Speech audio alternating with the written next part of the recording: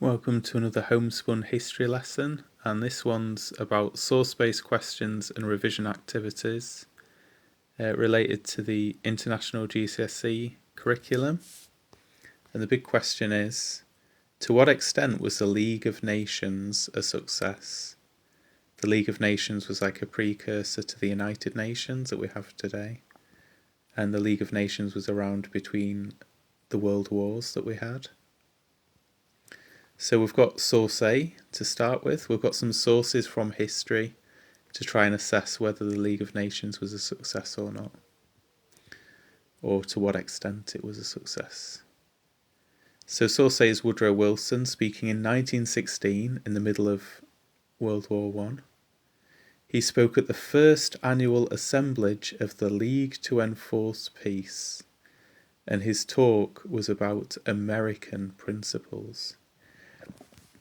Now, previous to Woodrow Wilson, America had been very isolationist. It had been kind of America first, let's make America great again kind of thing. But Woodrow Wilson tried to make America more global facing, more international looking.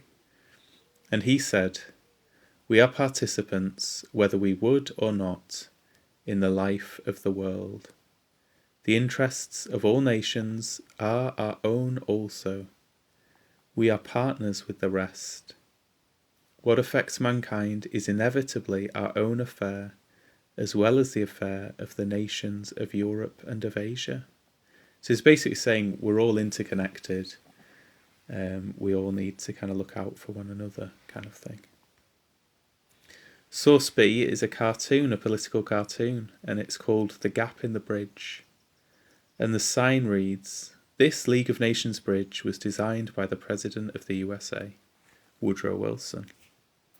It's a cartoon from Punch magazine in December the 10th, 1920. And it's satirising the gap left by the US not joining the League. So you can read the sign. It says, "This League of Nations bridge was designed by the President of the USA," as we've already said.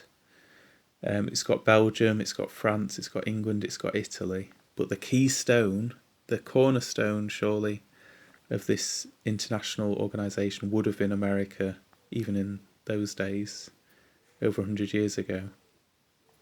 But America didn't even join because they were too isolationist.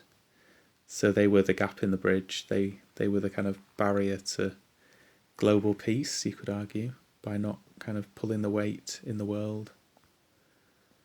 And then we've got a quote in source C of Haile Selassie, who was the Abyssinian emperor, which we call Ethiopia now. And he made an appeal to the League of Nations on the 12th of May 1936 when Benito Mussolini of Italy was trying to take over Abyssinia, or Ethiopia.